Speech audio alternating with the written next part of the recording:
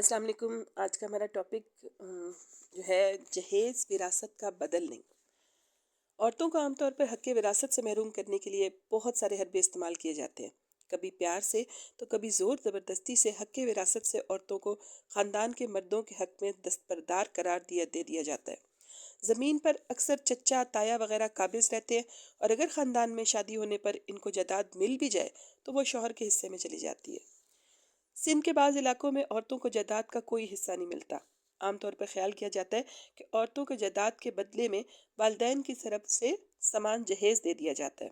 اب تو شہری علاقوں میں بھی لڑکیوں کو جہیز دے کر جائیداد سے فارغ قرار دے دیا جاتا ہے، اور زیادہ تر یہی دیکھنے میں آیا ہے کہ عورتوں کو جائیداد کے حصے کی پیشکش بھی کی جائے تو بھی وہ اس سے دستبردار ہو جاتی ہیں، کیونکہ جائیداد میں حصہ لے کر ان کو ہمیشہ کے لیے میکے سے ہاتھ دھونے پڑتے ہیں۔ جون 2008 میں عورتوں کے خلاف رواجوں کی روک تھام کے لیے فوجداری قانون میں ترمیم کا بل قومی اسمبلی میں پیش کیا گیا۔ اس میں عورتوں کو وراثت سے محروم کرنے کے جرم قرار دینے کی تجویز دی گئی۔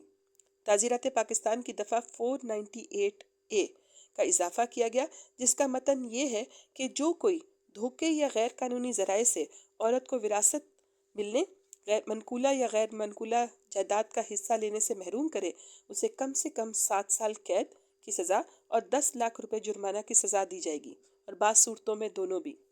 اگست 2008 میں آئلی عدالت کے قانون میں ترمیم کے بل میں تجویز پیش کی گئی کہ عورتوں کی وراثت میں حصے کو آئلی عدالت کے دائرہ اختیار میں شامل کیا جائے۔ اکثر اوقات یہ دیکھنے میں آتا ہے کہ بھائی یا والد اپنی بیٹی کی شادی پر خرچہ کر کے اسے جہیز دے کر یہ جتلا دیتے ہیں کہ اب شادی کے اخراجات اور جہیز کی صورت میں ان کو اپنی جائیداد میں حصہ مل گیا ہے۔ اس وجہ سے اب وراثت میں حصہ مانگنے کا ان کا کوئی حق باقی نہیں رہا، مگر ان فضول قسم کے دلائل اور بیانات کو عدالتیں تسلیم نہیں کرتیں، اور عورتوں کو صرف اس وجہ سے کسی صورت میں بھی حق وراثت سے محروم نہیں کیا جا سکتا۔ سپریم کورٹ نے اپنے ایک فیصلے میں اعلیٰ عدالتوں کے سابقہ فیصلوں کی وضاحت کرتے ہوئے کہا، عورتوں کے حق وراثت کے بارے میں بہت سے معاملات کی کھل کر وضاحت کرنی ضروری ہے۔ عدالت میں پیش ہونے والے اس مقدمے میں بھائیوں نے اپنی بہن کو اس کا وراثتی حصہ مکمل طور پر نہیں دیا۔ ان بھائیوں کا کہنا تھا کہ پہلے انہوں نے بہن کی شادی پر اخراجات کیے، پھر اس بہن کی طلاق کے تنازعات پر اخراجات ہوئے، اور سب سے اہم بات جو ان کے نزدیک تھی کہ ان کی بہن خود اپنے کچھ حصے سے دستبردار ہو گئی تھی۔ سپریم کورٹ نے اپنا فیصلہ سناتے ہوئے کہا کہ اگر بہن کی طرف سے اپنے حصے سے دستبردار ہونے کا کوئی معاہدہ ثابت بھی ہو جائے تو ایسا معاہدہ مصالحت عامہ اور اخلاقیات کے خلاف ہونے کی وجہ سے غیر قانونی ہے۔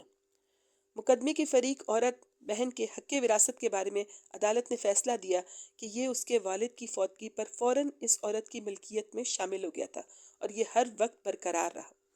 عورتوں کو اکثر جائیداد کی بجائے زیورات یا گھر کے سامان میں حصہ دے دیا جاتا ہے، اور اسی کو وراثت کا نام دے دیا جاتا ہے۔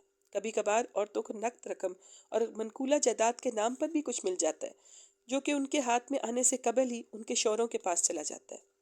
ہمارے رسم و رواج کچھ اس قسم کے ہو گئے ہیں کہ بھائیوں کے لیے بہن سے حق بخشوانا کوئی بڑی بات نہیں، بلکہ اس بہن کو بہت عزت و احترام سے نوازا جاتا ہے جو اپنے بھائی کے حق میں دستبردار ہو جاتی ہے، اور جو کوئی اپنے حق کے لیے کھڑی ہو جائے تو ایسی عورت کو ان گنت القابات سے نوازا جاتا ہے۔ مگر اتنا واضح ہے کہ اسلام نے جو حقوق عورتوں کو دیے ہیں، ان کو کوئی بھی رواج ختم نہیں کر سکتا، اور نہ ہی ان من گھڑت رواجوں کو عدالتیں تسلیم کرتی ہیں۔